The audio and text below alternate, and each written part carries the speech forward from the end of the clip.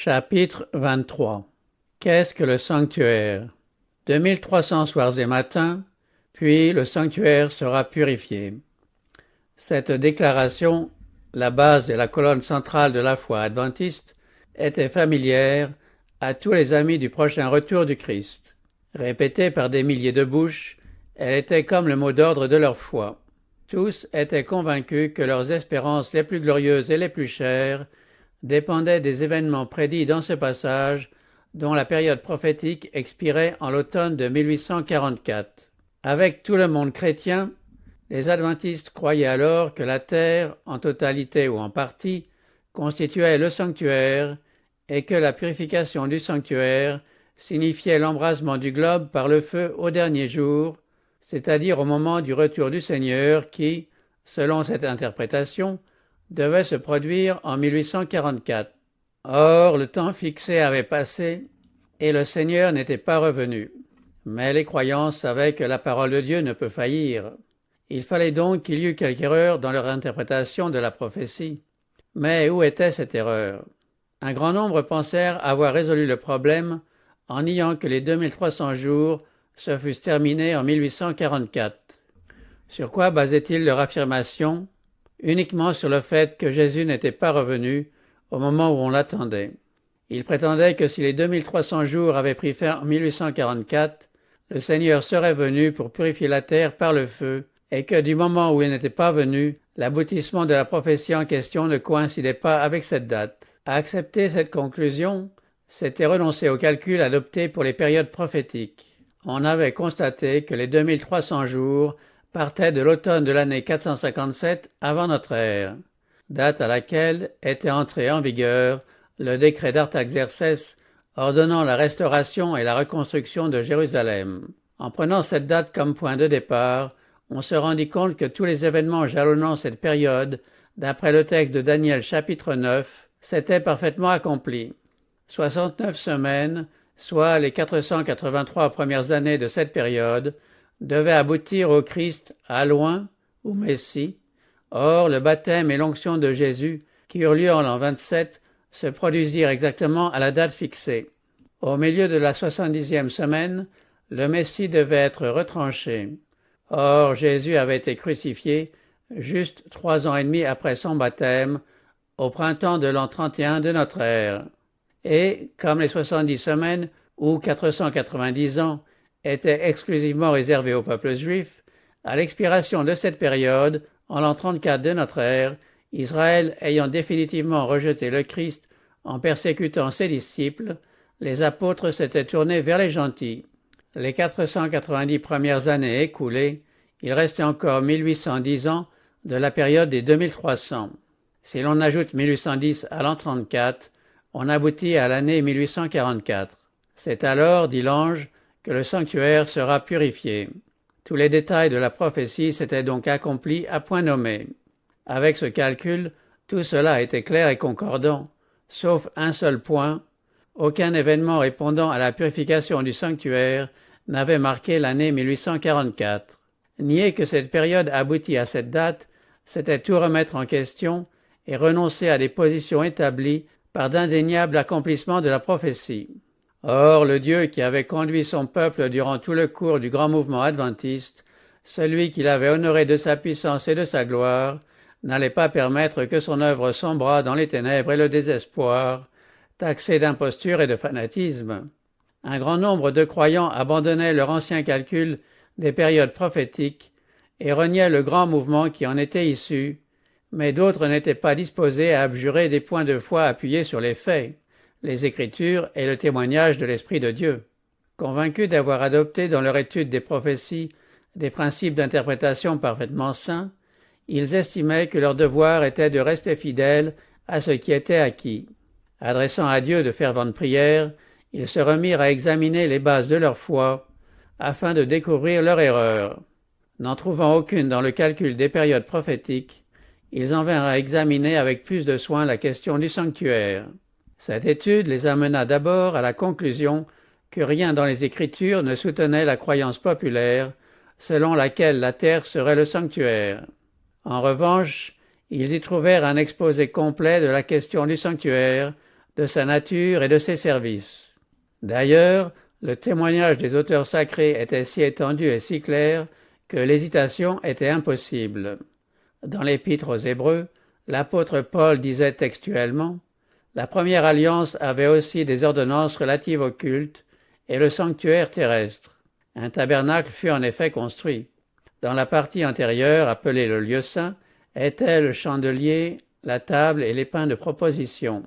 Derrière le second voile se trouvait la partie du tabernacle appelée le Saint des Saints, renfermant l'autel d'or pour les parfums et l'arche de l'Alliance, entièrement recouverte d'or. Il y avait dans l'arche un vase d'or contenant la manne, la verge d'Aaron qui avait fleuri, et les tables de l'Alliance. Au-dessus de l'arche étaient les chérubins de la gloire, couvrant de leur ombre le propitiatoire. Le sanctuaire dont parlait l'apôtre, c'était le tabernacle que Moïse construisit sur l'ordre de Dieu pour être la demeure terrestre du Tout-Puissant. Ils me feront un sanctuaire, et j'habiterai au milieu d'eux. Les Israélites voyageant alors dans le désert, le tabernacle fut construit de façon à pouvoir être démonté et transporté de lieu en lieu. Néanmoins, cette construction était d'une grande magnificence. Ses parois, faites de planches plaquées d'une forte couche d'or laminé, étaient assemblées et enchâssées dans des socles d'argent. La toiture était formée d'une série de tapis superposés. La couverture extérieure était de peau, tandis que celle de l'intérieur se composait d'une tapisserie de fin lin, sur laquelle étaient brodées des figures de chérubins. Entouré d'une cour ou parvis extérieure, où se trouvait l'autel des holocaustes, le tabernacle ou la tente constituait en 2 pièces appelées respectivement le lieu saint et le lieu très saint ou Saint des Saints. Ces 2 pièces étaient séparées par une magnifique draperie.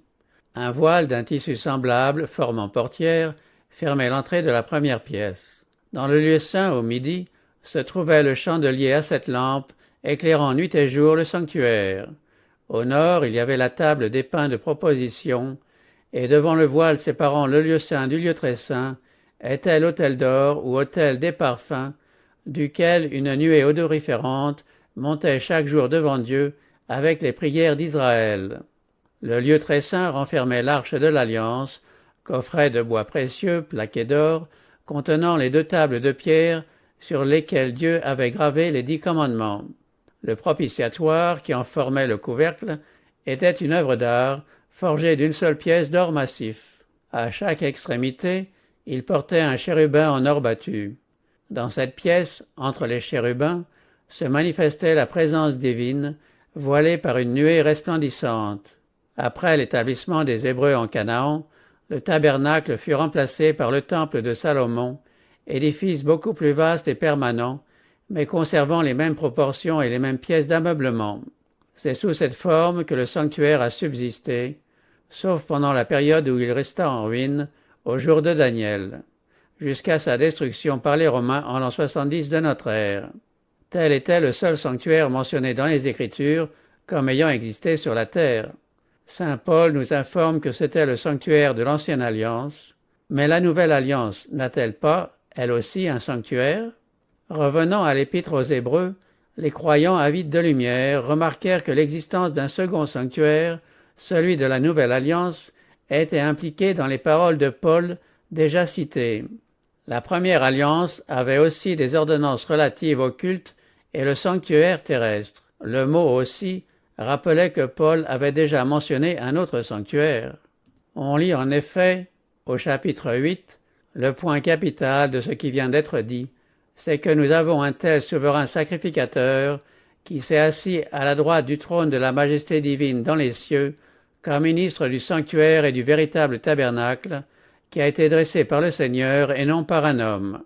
Voici donc le sanctuaire de la Nouvelle Alliance. Celui de l'Ancienne Alliance, construit par Moïse, avait été dressé par les hommes. Celui-ci est dressé par le Seigneur et non par un homme. Dans le premier, le service était assuré par les sacrificateurs terrestres. Dans le second, c'est Jésus-Christ, notre souverain sacrificateur, qui officie à la droite de Dieu. L'un était sur la terre, l'autre est dans le ciel. En outre, le tabernacle construit par Moïse avait été fait d'après un modèle. Le Seigneur lui avait dit en effet, « vous ferez le tabernacle et tous ses ustensiles, d'après le modèle que je vais te montrer. L'ordre est répété en ces termes. Regarde et fais d'après le modèle qui t'est montré sur la montagne.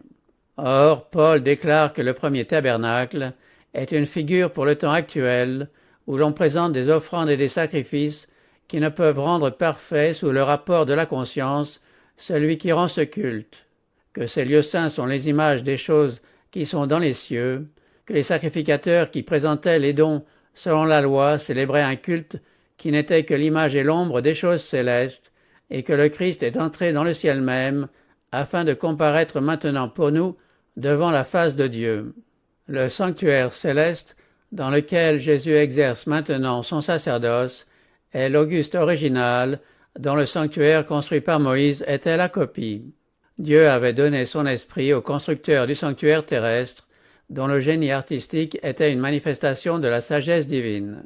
Celle-ci éclatait partout, dans les parois du tabernacle, qui paraissaient d'or massif et réfléchissaient en tous sens les 7 lumières du chandelier, dans la table des pains de proposition et l'autel des parfums où rutilait l'or poli, dans la riche tapisserie formant le plafond, parsemée de figures de chérubins brodés en bleu, en pourpre et en écarlate. Au-delà du second voile, au-dessus du propitiatoire, la gloire de Dieu se manifestait dans la sainte Shekinah, en présence de laquelle nul, sauf le souverain sacrificateur, ne pouvait pénétrer et vivre.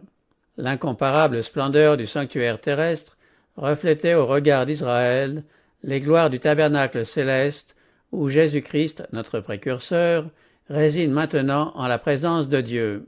Le palais du roi des rois, entouré de 1000 milliers de servants et de 10 000 millions d'assistants, ce temple embrasé de la gloire du trône éternel, où d'étincelants gardiens, les séraphins, adorent en se voilant la face, ne trouvait qu'une pâle image de son immensité et de sa gloire dans les constructions les plus luxueuses érigées par la main des hommes. Néanmoins, les rites qui s'y déroulaient révélaient des faits importants touchant le sanctuaire céleste et l'œuvre qui s'y poursuit pour la rédemption de l'homme. Les lieux saints du sanctuaire céleste sont figurés par les 2 pièces du sanctuaire terrestre. Lorsque saint Jean eut le privilège de contempler en vision le temple de Dieu qui est dans le ciel, il vit devant le trône 7 lampes ardentes. Il y vit aussi un ange ayant un encensoir d'or, auquel on donna beaucoup de parfums, afin qu'il les offrît avec les prières de tous les saints sur l'autel d'or qui est devant le trône. L'endroit où avait lieu cet office était la première pièce du sanctuaire céleste, puisque le prophète y aperçut les 7 lampes ardentes et l'autel d'or, représentés par le chandelier d'or et l'autel des parfums du sanctuaire terrestre. Puis le temple de Dieu dans le ciel s'étant ouvert, le révélateur, plongeant les regards au-delà du voile jusque dans le Saint des Saints, y distingua l'arche de son alliance, représentée par le coffret sacré, fait par Moïse, pour contenir les tables de la loi de Dieu. Au cours de cette étude, on trouva des preuves indiscutables de l'existence d'un sanctuaire dans le ciel. En effet, Moïse avait construit son sanctuaire d'après le modèle qui lui avait été montré. Paul enseigne que ce modèle était le tabernacle véritable qui est dans le ciel, et Jean affirme qu'il l'a contemplé. C'est dans ce temple, résidence de Dieu, que son trône est établi pour la justice et le jugement. Dans ce lieu très saint se trouve sa loi, la grande norme du bien et du mal, par laquelle le monde sera jugé. Et c'est devant l'arche où elle est renfermée, recouverte du propitiatoire, que Jésus plaide les mérites de son sang en faveur du pécheur. C'est ainsi que, dans le plan de la rédemption humaine, est représentée l'union de la justice et de la miséricorde. Seule la sagesse infinie pouvait concevoir un tel accord et seule la puissance infinie pouvait le réaliser. Il remplit le ciel d'étonnement et d'adoration. Les chérubins du sanctuaire terrestre, les yeux respectueusement baissés sur le propitiatoire, représentaient l'intérêt avec lequel les armées célestes contemplent l'œuvre de la rédemption. Cette œuvre, mystère de miséricorde dans lequel les anges désirent plonger leur regard, révèle comment, tout en restant juste, Dieu peut justifier le pécheur et renouer des relations avec une race déchue, comment Jésus-Christ a pu descendre dans l'abîme de la perdition pour en retirer des multitudes de créatures qu'il couvre du vêtement immaculé de sa justice, pour les réunir aux anges fidèles et les introduire à tout jamais en la présence de Dieu. L'œuvre du Sauveur comme intercesseur de l'homme est présentée dans la belle prophétie de Zacharie, relative à celui dont le nom est Germe. Lui, il bâtira le palais de l'Éternel, dit le prophète, et lui, il portera la splendeur, et il siégera et dominera sur son trône, celui de son père, et il sera sacrificateur sur son trône. Il y aura un conseil de paix entre les deux. Il bâtira le temple de l'Éternel. Par son sacrifice et sa médiation, Jésus-Christ est à la fois le fondement et le constructeur de l'Église de Dieu. L'apôtre Paul le désigne comme la pierre angulaire sur laquelle tout l'édifice bien coordonné s'élève pour être un temple saint dans le Seigneur. En lui, ajoute-t-il, vous êtes aussi édifiés pour être une habitation de Dieu en esprit. Il apportera la splendeur. C'est au Christ que revient la gloire de la rédemption de l'espèce humaine.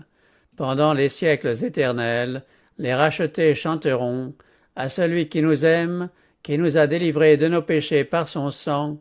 À lui soit la gloire et la puissance au siècle des siècles. Il siégera et dominera sur son trône. Il sera sacrificateur sur son trône. Il n'est pas encore actuellement sur le trône de sa gloire. Le royaume de gloire n'a pas encore été inauguré. Ce n'est que lorsque son œuvre sacerdotale sera achevée que Dieu lui donnera le trône de David son père et que son règne n'aura point de fin. En sa qualité de sacrificateur, Jésus est maintenant assis avec son Père sur son trône.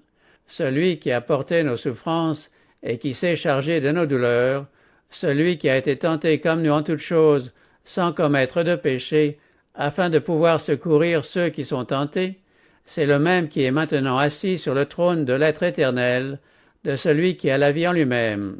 Si quelqu'un a péché, nous avons un avocat auprès du Père, Jésus-Christ le juste.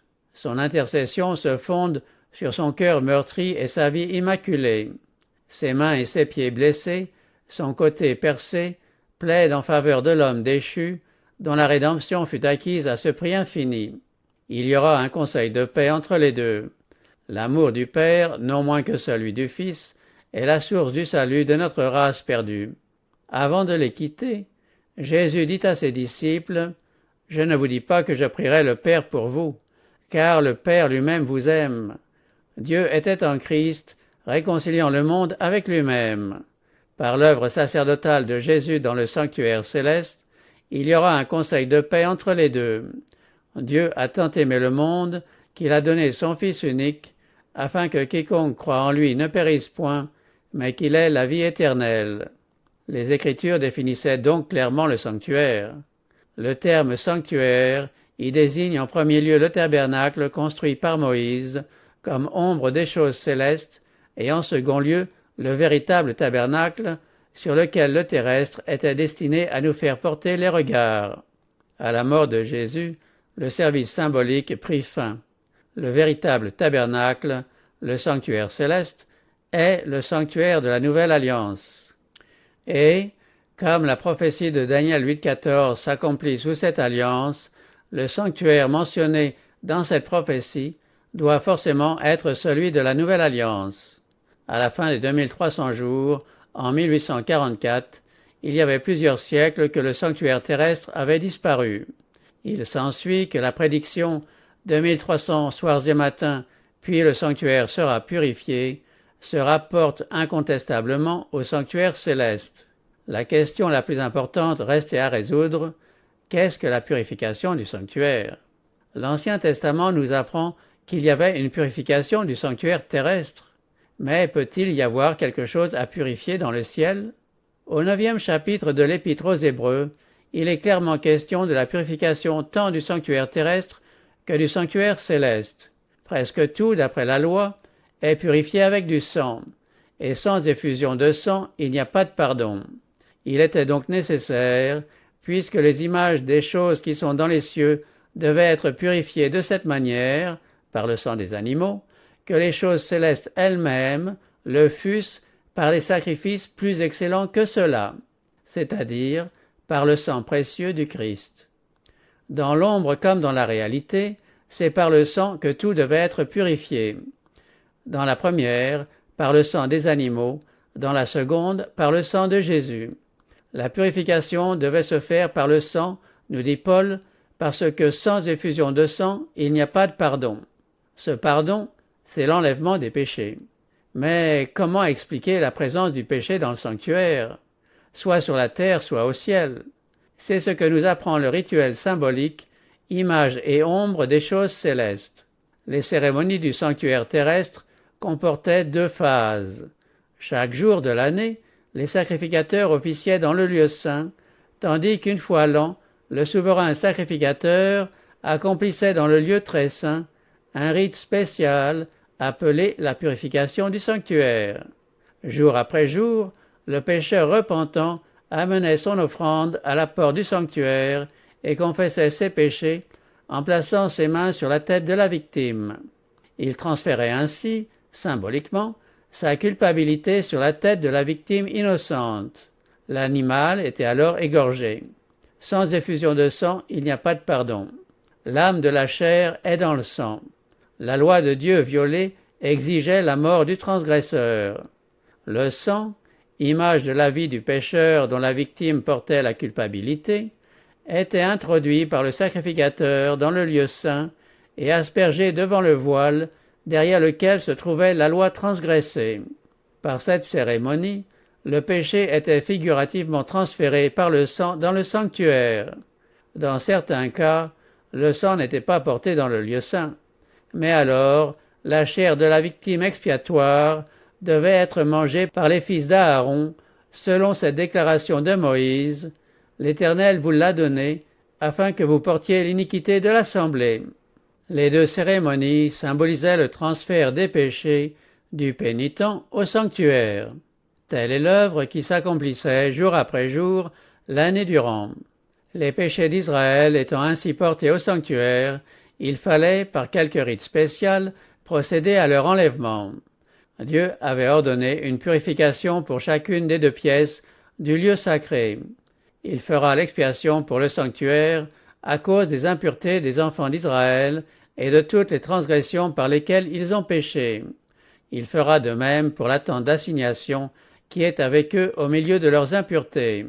L'expiation devait aussi servir pour l'autel.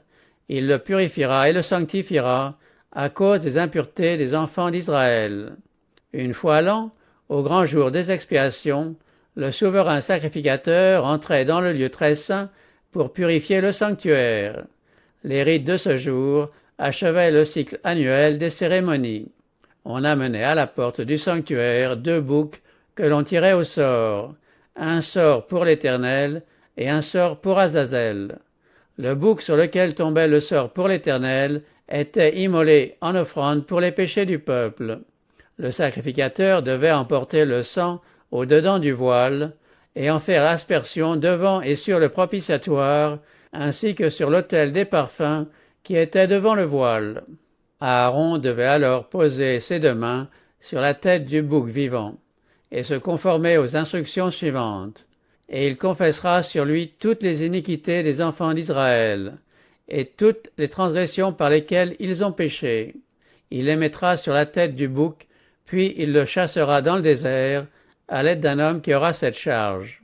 Le bouc emportera sur lui toutes leurs iniquités dans une terre désolée. Le bouc émissaire ne rentrait plus dans le camp d'Israël, et l'homme qui l'avait emmené était tenu de laver son corps et ses vêtements avant de rentrer au camp. Tout ce symbolisme était destiné à inculquer aux Israélites la sainteté de Dieu et son horreur du péché. Il montrait de plus qu'il n'est pas possible d'entrer en contact avec le péché sans en être souillé. Tant que durait ce rite de la propitiation, chacun était tenu de s'humilier. Toutes les affaires devaient être interrompues et la congrégation d'Israël, appelée à faire devant Dieu un sérieux examen de conscience, devait passer la journée dans la contrition, dans la prière et dans le jeûne. Cette cérémonie nous enseigne des vérités importantes touchant l'expiation. Le sang de l'offrande, offerte par le pécheur, n'annulait point son péché. Le sacrifice ne faisait que le transférer au sanctuaire. En présentant le sang d'une victime, le pécheur reconnaissait les droits de la loi, confessait sa culpabilité et exprimait son désir d'être pardonné par la foi au Rédempteur à venir. Mais il n'était pas encore entièrement affranchi de la condamnation de la loi. Le jour des expiations, le souverain sacrificateur recevait de la congrégation une victime, entrait dans le lieu très saint avec le sang de celle-ci et en aspergeait le propitiatoire, directement au-dessus des tables de la loi à laquelle il fallait donner satisfaction. Puis, en sa qualité de médiateur, il se chargeait des péchés du peuple d'Israël qu'il enlevait du sanctuaire. Plaçant alors les mains sur la tête du bouc émissaire, il confessait tous les péchés d'Israël et les transférait ainsi en images sur le bouc, qui les emportait au désert. Toutes les transgressions du peuple étaient alors considérées comme ayant disparu pour toujours. Ce qui se faisait en figure dans le sanctuaire terrestre se fait en réalité dans le sanctuaire céleste. À son ascension, Jésus y revêtit ses fonctions de souverain sacrificateur. Saint Paul le dit, Christ n'est pas entré dans un sanctuaire fait de main d'homme, en imitation du véritable, mais il est entré dans le ciel même, afin de comparaître maintenant pour nous devant la face de Dieu. La fonction quotidienne des sacrificateurs, au-delà du voile, séparant le Dieu saint du parvis, représentait le sacerdoce exercé par Jésus dès son ascension. Il y plaidait devant son Père les mérites de son sang en faveur des pécheurs et lui présentait, avec le précieux parfum de sa justice, les prières des croyants repentants. C'est là que la foi des disciples suivit Jésus quand il fut dérobé à leur vue. C'est là qu'allait leur espérance, cette espérance qui, comme une encre de l'âme sûre et solide, pénètre au-delà du voile, là où Jésus est entré pour nous comme précurseur, ayant été fait souverain sacrificateur pour toujours. Étant entré, une fois pour toutes dans le sanctuaire, non par l'intermédiaire du sang des boucs et des veaux, mais par celui de son propre sang, ayant trouvé un rachat éternel. Pendant 18 siècles, Jésus a exercé son sacerdoce dans la première pièce du sanctuaire. Son sang a plaidé en faveur des croyants repentants, assurant leur pardon et leur réconciliation avec le Père. Cependant, leurs péchés subsistaient encore sur les registres du ciel. De même que dans le culte mosaïque, l'année se terminait par un acte de propitiation, de même le ministère du Sauveur pour la rédemption des hommes est complété par une œuvre d'expiation ayant pour but d'éliminer les péchés du sanctuaire céleste. Cette œuvre commença à la fin des 2300 jours. À ce moment, selon la prophétie de Daniel, notre souverain sacrificateur entra dans le lieu très saint, où il s'acquitte de la dernière partie de sa mission sacrée, la purification du sanctuaire. De même qu'anciennement les péchés du peuple étaient placés, par la foi, sur la victime pour le péché, et, par le sang de cette dernière, transféré en image dans le sanctuaire terrestre, ainsi, dans la nouvelle alliance, les péchés de ceux qui se repentent sont placés figurativement par la foi sur le Sauveur et, littéralement, dans le sanctuaire céleste. Et, de même que le sanctuaire terrestre devait être symboliquement purifié par l'enlèvement des péchés qui l'avaient souillé, ainsi il faut que le sanctuaire céleste subisse une purification réelle par l'élimination, par l'effacement des péchés qui y sont inscrits. Mais cela n'est possible que si les registres du ciel ont été préalablement examinés pour déterminer quels sont les mortels qui, par la foi en Jésus, se sont mis au bénéfice de son expiation. La purification du sanctuaire comporte donc une enquête judiciaire. Or, cette enquête doit précéder la venue du Seigneur, puisqu'il vient pour rendre à chacun ce qui est son œuvre. Et voilà comment les adventistes qui marchaient dans la lumière de la parole prophétique comprirent que leur Sauveur, au lieu de descendre du ciel à la fin des 2300 ans, en 1844, était entré dans le lieu très saint du sanctuaire céleste pour y achever l'œuvre de propitiation devant préparer sa venue sur la terre. On vit également que si, d'une part, l'offrande pour le péché figurait le Sauveur comme victime expiatoire et le souverain sacrificateur comme médiateur, le bouc émissaire, d'autre part, représentait Satan, l'auteur du péché, sur qui les fautes des vrais convertis seront placées. Quand le souverain sacrificateur, en vertu du sang de la victime, enlevait les péchés du sanctuaire, il les plaçait sur le bouc émissaire. De même, quand, à l'issue de son sacerdoce et en vertu des mérites de son sang, Jésus éliminera du sanctuaire céleste les péchés de son peuple, il les placera sur Satan qui en portera la pénalité dernière. Le bouc émissaire, emmené dans un lieu désert, pour ne plus jamais reparaître dans la congrégation d'Israël, signifiait que Satan sera à tout jamais banni de la présence de Dieu et de son peuple, et anéanti lors de la destruction finale du péché et des pécheurs.